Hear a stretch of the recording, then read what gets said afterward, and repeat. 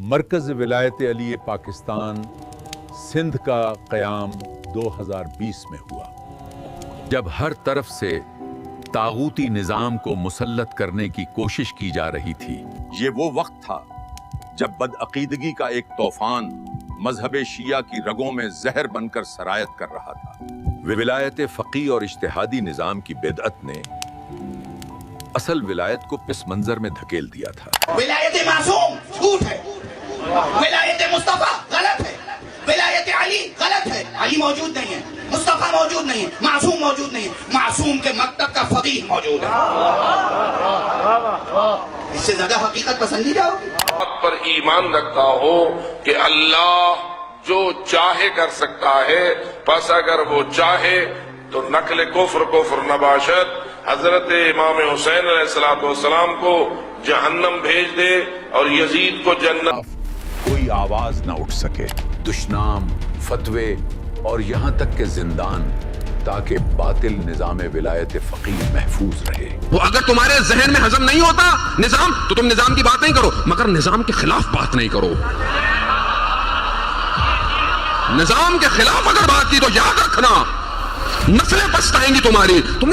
یہ نظام دفاع اہل بیت نہیں، اقتدار ملا چاہتا تھا۔ وقتی با انقلاب بیعت میکنید و بیعتتون رو تازه میکنید، تجدید میکنید، با پیغمبر بیعت کردید. اونی که امروز با امام خمینی بیعت میکنه با پیغمبر بیعت کرد. دفاع اہل بیت کی بجائے اقتدار ملا پر زیادہ کام کیا گیا۔ عالمی سطح پر بھی اخوان المسلمون اور جماعت اسلامی کی سوچ کی ترویج کر کے شیعت کو اپنی جڑوں سے کاٹ دیا گیا۔ ہر گزرتے وقت کے ساتھ اس باطل نظام کے گرویدہ لوگ اہل بیت کے نام پر لٹانے کے بجائے خود کھانا سیک رہے تھے۔ الغرض اس نظام سے جڑے لوگ اور تنظیمیں دہشت گردی اور فاشزم کے خلاف مزاحمت کے بجائے ان کے ساتھ مفاہمت کے ذریعے حقیقی اثناء عشری شیعت کا چہرہ چھپا رہی تھی۔ لہٰذا اب کسی ایسے شخص کی ضرورت تھی جو اہل بیت کے نام پر کمانے کے بجائے لٹانا جانتا ہو، اور یہ شرف مولا امام زمانہ نے سندھ کو عطا کیا۔ ایک فرد جو قافلہ بن گیا اور دیوار بن کر کھڑا ہو گیا اس باطل ولی فقی کے سامنے، وہ نام ہے سید علی رضا جانی شاہ، جنہوں نے اس مضبوط تنظیم کو تشکیل دیا اور اس باطل نظام ولایت فقی کو بے نقاب کرتے ہوئے متعدد لٹریچرز شائع کیے۔ پہلا لٹریچر اخوانی شیعت کا، جس میں ثابت کیا گیا کہ یہ باطل نظام اخوان المسلمین و جماعت اسلامی کے ادیبوں کی چھاپ ہے۔ اسی سلسلے کی کڑی میں کتاب تیغ اصیل شائع کی۔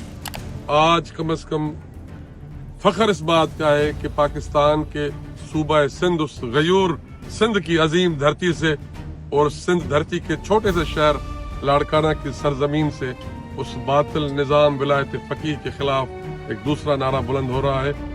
چیلنج ہے میری پوری ولایت فقیہ کے پیروکار، ان باطل نظام کے، ان باطل بت پرستوں کو کہ اخوانی شیعت اور تیغ اصیل کا جواب دیں، یا اس قوم اثنا عشری کو جواب دیں۔ ولی اللہ سے لے کر سرکار ولی العصر قائم آل محمد اللہ کے ولی ہیں اور اللہ کی حجت ہمارے اوپر۔ ہم صرف 12 امام اثنا عشری شیعہ ہیں اور یہاں پاکستان میں کم از کم باطل نظام ولایت فقیہ چلنے نہیں دیں گے۔ یہ سندھ کا نعرہ ہے، یہ سندھ کے شیعوں کا نعرہ ہے، سندھ کے ماتیوں کا نعرہ ہے۔ اب ملا گردی جس میں اس باطل نظام کے مظالم کو بیان کیا گیا۔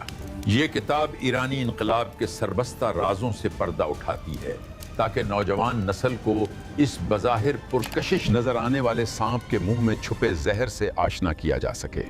اور اس سلسلے کی تیسری کڑی میں کتاب حماقت صدرہ شائع کی۔